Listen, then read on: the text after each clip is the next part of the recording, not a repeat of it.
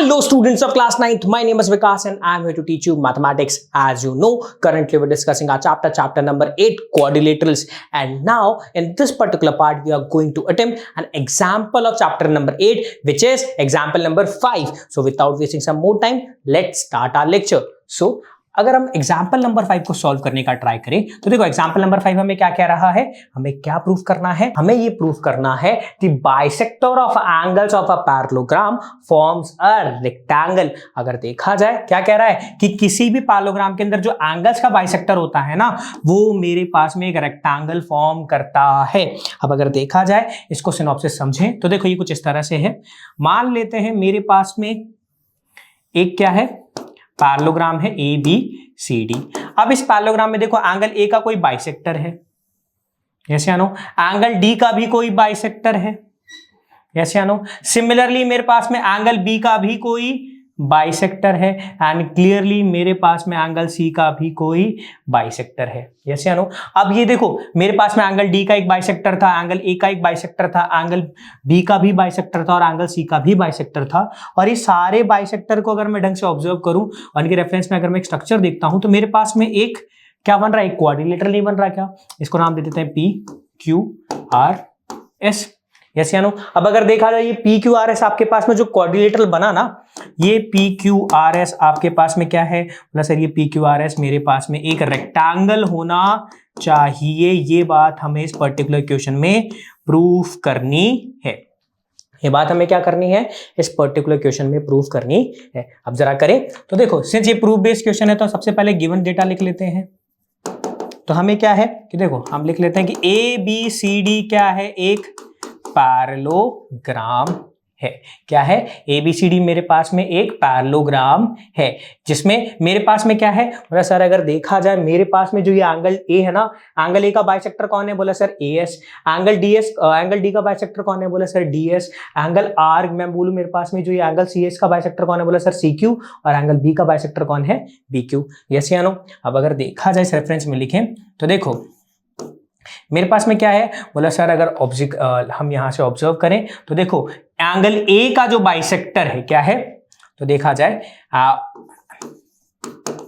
Bisector of angle A का bisector कौन है, बोला सर एंगल ए का मेरे पास में बाइसेक्टर है कौन, बोला सर ए एस, यस या नो। सिमिलरली डी का बाइसेक्टर कौन है, बोला सर डी का बाइसेक्टर है डी एस, यस या नो। ए का बाइसेक्टर कौन है, ए एस। डी का बाइसेक्टर कौन है, डी एस, यस या नो। और सिमिलरली अगर देखा जाए बी का बाइसेक्टर कौन है, बोला सर बी का बाइसेक्टर है बी क्यू। एंड मेरे पास में सी का जो बाइसेक्टर है वो मेरे पास में कौन है, सी क्यू, यस या नो। यानी अगर देखा जाए एंगल ए का bisector A S, angle D का bisector D S, angle B का बाइसेक्टर बी क्यू और एंगल सी का बाइसेक्टर सी क्यू। अब अगर ये एंगल बाइसेक्टर है मेरे पास में एंगल ए के, तो यानी एंगल ए दो इक्वल पोर्शन में स्प्लिट होता है, यस या no.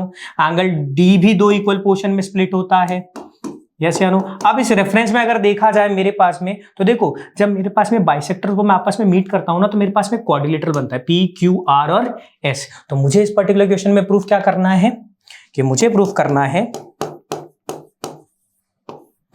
P Q R S क्या है, एक पी क्यू आर एस मेरे पास में एक रेक्टेंगल है। क्या है, एक रेक्टेंगल है, यस या नो। अब सिंस अगर ऑब्जर्व किया जाए तो एक बात नोटिस करो, हमें पता है किसी भी क्वाड्रिलेटरल को अगर रेक्टेंगल प्रूफ करना है तो रेक्टेंगल की एक प्रॉपर्टी होती है क्या, कि जो रेक्टेंगल होता है ना इसके वर्टेक्सेस पर 90 डिग्री होता है, यस या नो। और अगर हमें एक और थ्योरम यानी मैं बोलूं एक और हमें बात अगर याद है रेक्टेंगल के बेसिस पे, क्या कि किसी भी पैरेललोग्राम पे अगर एक एंगल की वैल्यू यानी किसी भी पैरेललोग्राम के अंदर एक इंटीरियर एंगल की वैल्यू 90 डिग्री होती है तो वो मेरे पास में पैरेललोग्राम क्या होगा, एक रेक्टेंगल होगा।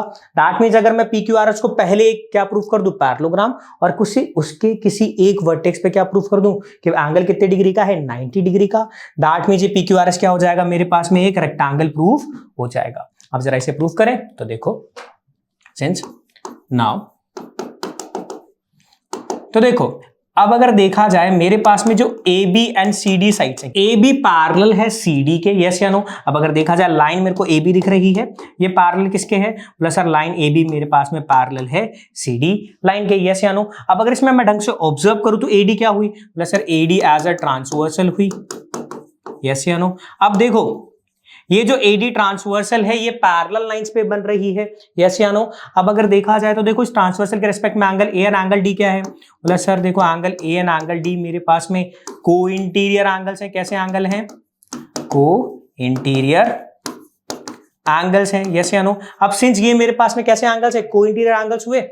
अब अगर इसके रिस्पेक्ट में सोचा जाए तो देखो angle A and angle D को इंटीरियर एंगल्स हैं, सिंस ट्रांसवर्सल पैरेलल लाइंस पे बन रही हैं तो हमें पता है कि जो मेरे पास में को इंटीरियर एंगल्स होंगे अब इनका सम कितना होगा 180 डिग्री। क्यों, क्योंकि अब जो ट्रांसवर्सल है ये बन रही है पैरेलल लाइंस पे, तो हमें पता है अगर ट्रांसवर्सल पैरेलल लाइंस पे बनती है तो उनके रिस्पेक्ट में जो को इंटीरियर एंगल्स होते हैं उनका सम कितना होता है 180 डिग्री। अब क्या करेंगे, जो ये मेरे पास में इक्वेशन आई है ना, इस इक्वेशन में मल्टीप्लाई कर देते हैं हम हाफ का बोथ साइड, तो क्या होगा, बोला sir half of A plus D angle का सम जो कि इक्वल होगा मेरे पास में 180 के हाफ के इक्वल, यस या नो। यानी देखा जाए half of angle A plus half of angle B is equal to 180 का हाफ कितना होगा, बोला सर 90 डिग्री। कितना होगा, 90 डिग्री। अब अगर देखा जाए एंगल A का हाफ और एंगल D का हाफ, किसका, एंगल A का हाफ और एंगल D का हाफ। अब हमें पता है सर देखो एंगल A का मेरे पास में बाइसेक्टर है AS, यस या नो। यानी देखा जाए half of angle A, half of angle A मेरे पास में एंगल DAS के इक्वल होगा क्या, बोला हाँ सर, क्योंकि A मेरे पास में जो है ना एंगल A ये बाइसेक्ट हो रहा है मेरे पास में AS साइड के रेफरेंस में, तो देखो ये DAS के इक्वल है क्या, यस या नो। यानी इसे एंगल DAS कह सकते हैं। सिमिलरली एंगल जो D है, एंगल जो D है इसका अगर मुझे हाफ करना है, सिंस DS बाइसेक्टर है, दैट मींस ये जो मेरे पास में होगा ना कौन सा एंगल, बोला सर ये आपके पास में जो एंगल बन रहा है ADS, कौन सा एंगल, बोला सर एंगल ADS, ये D एंगल का हाफ है। तो देखा जाए हाफ ऑफ एंगल A कितना है DAS, half of angle ADS कितना है, बोला सर मेरे पास में हाफ ऑफ एंगल D है ADS और इनकी वैल्यू है 90 डिग्री, यस या नो। ठीक है, इसे इक्वेशन हम A नाम दे देते हैं। अब आगे ऑब्जर्व करें तो देखो सिंस अब अगर देखा जाए आगे अगर मैं ढंग से ऑब्जर्व करें तो देखो अब ट्राइंगल को अगर मैं ढंग से देखता हूं ASD ट्राइंगल को, इन ट्राइंगल ASD, कौन सा ट्राइंगल ASD, तो इस ट्राइंगल में देखो मेरे पास में तीन एंगल ही बन रहे, क्या बोला सर, एक एंगल तो ये, एक एंगल ये और एक एंगल ये, यस या नो, बोला हाँ सर बन तो रहे हैं। अब अगर देखा जाए इस रेफरेंस में तो देखो एंगल DSA प्लस एंगल कौन सा, बोला सर प्लस मेरे पास में एंगल ADS, कौन सा एंगल, बोला sir DSA plus angle ADS plus angle DAS का जो सम होगा वो 180 डिग्री होगा, क्योंकि ASD एक ट्राइंगल है और यहाँ पे कौन सी प्रॉपर्टी लग गई, एंगल सम प्रॉपर्टी, यस या नो। अब अगर देखा जाए DAS और ADS का सम कितना है, बोला सर ये अभी आपने प्रूव किया था DAS और ADS का सम है 90 डिग्री, यस या नो। यानी देखा जाए मैं क्या लिख सकता हूं, जो DSA का plus 90 degree is equal to 180 degree. क्यों, फ्रॉम इक्वेशन A। अब इस रेफरेंस में देखा जाए तो DSA की वैल्यू कितनी होगी, प्लस सर देखो DSA प्लस 90 डिग्री की वैल्यू होती है 180 डिग्री, दैट मीन जो DSA एंगल की वैल्यू होगी वो 180 माइनस 90 यानी कितना हुआ 90 डिग्री। यानी एंगल DSA की वैल्यू कितनी हो गई 90 डिग्री। क्लियर है क्या। अब अगर इसको ढंग से ऑब्जर्व किया जाए, इसे ढंग से ऑब्जर्व किया जाए तो देखो ना, अब अगर यहां पे मैं ऑब्जर्व करूं ना, देखो मेरे पास में एक है लाइन DR एंड क्या है मेरे पास में लाइन है AP, two lines intersect at S, yes या नो।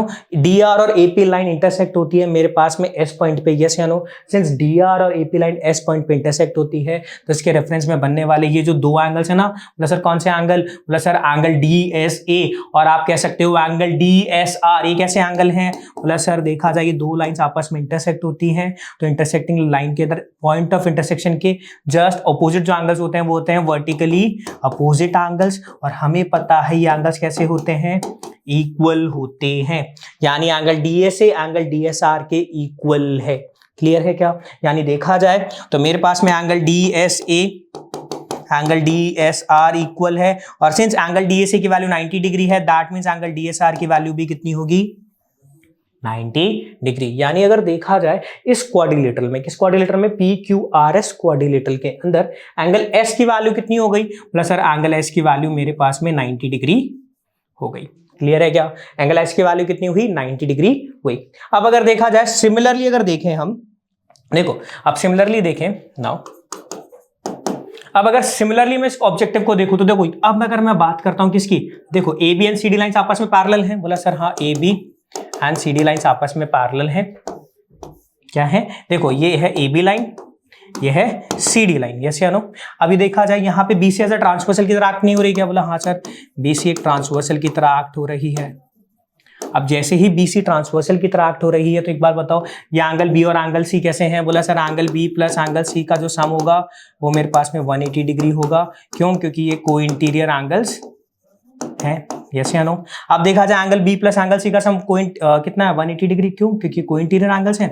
मैं क्या करता हूं यहाँ पे मल्टीप्लाई कर देता हूं हाफ का बोथ साइड, तो जैसे ही मैंने हाफ का मल्टीप्लाई किया तो क्या होगा, half times of angle B plus angle C कितना हो जाएगा, बोला सर ये हो जाएगा मेरे पास में 180 का हाफ। ये कितना हुआ, बोला सर ये हुआ मेरे पास में 90 डिग्री। अब देखा जाए क्या होगा, बोला देखो हाफ मल्टीपल है half of angle B plus C, कितना होगा, बोला sir half of angle B plus half of angle C, ये सम होगा मेरे पास में 90 डिग्री के equal. Since half of B angle कितना होता है, प्लस सर देखा जाए हाफ ऑफ बी एंगल, यानी अगर हाफ ऑफ बी एंगल की बात की जाए तो मैं क्या इसे एंगल सी क्यू बी कह सकता हूं या सी बी क्यू नहीं लिख सकता क्या, बोला हाँ सर देखा जाए ये मेरे पास में बी है, क्या है बी पॉइंट है। अब बी एंगल को अगर हाफ दो पोर्शन में स्प्लिट करना है तो एक मेरे पास में हुआ पोर्शन ये एंड दूसरा ये, यस या नो। क्यों, क्योंकि बी क्यू मेरे पास में क्या है, बाइसेक्टर है एंगल बी का, यस या नो। यानी अगर बात की जाए हाफ ऑफ बी की तो इसे हम क्या लिख सकते हैं, बोला सर इसे आप लिख सकते हो एंगल सी बी क्यू, क्या लिख सकते हो इसे angle C B Q. Similarly अगर हाफ ऑफ एंगल सी की बात हो तो देखो क्यू सी यहाँ पे मेरे पास में बाइसेक्टर है एंगल सी का, यस या नो। अब अगर इस रेफरेंस में देखा जाए तो इसके दो इक्वल पोर्शन हुए, एक तो ये और एक ये, और अगर यहाँ पे ढंग से ऑब्जर्व किया जाए तो हाफ ऑफ एंगल सी को क्या मैं एंगल बी सी क्यू नहीं लिख सकता क्या, बोला हाँ सर लिख सकते हो। तो देखो angle C B Q plus angle B C Q की वैल्यू कितनी हुई, बोला सर ये वैल्यू हुई मेरे पास में 90 डिग्री, यस या नो। अब अगर यहाँ पे आगे ऑब्जर्व करूं तो देखो सिंस मेरे पास में क्या, बोला सर अभी आपने प्रूफ किया एंगल जो बी सी क्यू, कौन सा एंगल बी सी क्यू। अब अगर देखा जाए कौन सा एंगल बी सी क्यू और angle C B Q, angle C B Q की वैल्यू कितनी हुई, बोला सर 180 डिग्री, यस या नो। नाउ इन ट्रायंगल, अब कौन सा ट्रायंगल ले रहा हूं मैं, ट्रायंगल ले रहा हूं सी बी क्यू। कौन सा ट्रायंगल लिया मैंने, triangle C B Q triangle लिया। अब सी बी क्यू ट्रायंगल में अगर मैं ढंग से ऑब्जर्व करता हूं तो देखो angle B C Q plus angle C B Q plus कौन सा, plus sir plus angle B Q C की जो वैल्यू होगी वो होगी 180 डिग्री, यस या no, because of angle sum property, yes या नो। अगर ढंग से ऑब्जर्व किया जाए तो देखो ट्रायंगल कौन सा, बोला sir triangle B C Q, ये तो मेरे पास में ट्रायंगल है, इसमें इन तीनों एंगल का सम कितना होगा, बोला सर इन तीनों एंगल का सम मेरे पास में 180 डिग्री होगा, यस या नो। यानी अगर देखा जाए B C Q C B Q और बी क्यू सी का सम कितना है 180 डिग्री। सिंस इन दोनों का सम कितना है, बोला सर 90 डिग्री है, ये बात आपने अभी प्रूफ की है, यस या नो, ये बात हमने अभी प्रूफ की है। तो देखो 90 degree plus angle B Q C equal to 180 degree, तो यहां से अगर एंगल बी क्यू सी की वैल्यू निकालेंगे तो कितनी आएगी, बोला सर 180 माइनस 90 डिग्री, यानी एंगल बी क्यू सी की जो वैल्यू होगी वो हमारे पास में 90 डिग्री होगी, यस या नो। अब अगर देखा जाए एंगल बी क्यू सी की वैल्यू कितनी हुई 90 डिग्री। अब अगर आगे देखें तो देखो सिंस अगर देखा जाए यहां से मेरे पास में एंगल बी क्यू सी की वैल्यू कितनी आ गई, प्लस सर ये वैल्यू 90 डिग्री है, यस या नो। अब अगर इसे मैं आगे ऑब्जर्व करूं नाउ, अब देखा जाए तो देखो सिंस मेरे पास में कौन सी लाइन, बोला सर देखा जाए मेरे पास में सी आर और बीपी लाइन, क्या बोला sir C R and BP are two straight lines intersect each other at किस पॉइंट पे इंटरसेक्ट हो रही है, एट ओ, यस या नो। अब सिंस देखा जाए ये दोनों लाइंस क्या करती हैं, ओ पॉइंट पे इंटरसेक्ट हो रही हैं, यस या नो। एक मेरे पास में कौन सी है, प्लस सर एक मेरे पास में बीपी है, एक मेरे पास में सी आर है, यस या नो। अभी दोनों लाइंस एक पॉइंट पे इंटरसेक्ट हो रही है तो बताओ ये दो एंगल कौन से angle, angle B Q C और एंगल कौन सा, बोला sir angle P Q R, angle P Q R. ये दोनों एंगल कैसे हुए बोले सर? ये दोनों एंगल वर्टिकली अपोजिट एंगल हुए, यस या no? That means angle B Q C equal होगा मेरे पास में एंगल पी क्यू आर के। Since angle B Q C की वैल्यू कितनी है बोला सर? 90 डिग्री है, तो एंगल पी क्यू आर की वैल्यू भी कितनी होगी? 90 डिग्री, यस या नो? सिंस अभी हमने देखा था, हमने प्रूफ किया था कि डी एस आर की वैल्यू 90 डिग्री हो गई, और अब मेरे पास में एंगल पी क्यू आर की वैल्यू भी कितनी हो गई? 90 डिग्री। अब अगर मैं ऑब्जर्व करूं इन क्वाड्रिलेटरल, अगर मैं क्वाड्रिलेटरल के अंदर ढंग से ऑब्जर्व करता हूं पी क्यू आर एस में, तो देखो इस P Q R S quadrilateral में अपोजिट एंगल कौन से? अपोजिट एंगल बोला sir angle D S R और angle P Q R opposite angles हैं। ये दोनों की वैल्यू कितनी हो गई? 90 डिग्री हुई। कितनी हुई?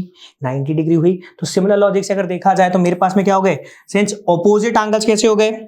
सिंस मेरे पास में क्या हो गए? Opposite angles of a quadrilateral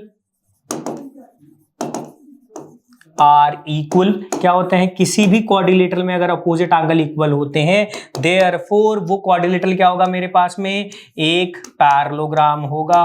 therefore P Q R S मेरे पास में एक पैरेललोग्राम है। क्लियर है क्या? क्या ये बात समझ में आई? ठीक है। So that's it for this particular part. और अब नेक्स्ट पार्ट में हम इस चैप्टर के रिगार्डिंग कुछ और क्वेश्चंस और कुछ और एग्जांपल्स को अटेम्प्ट करेंगे। सो थैंक यू एंड जय हिंद।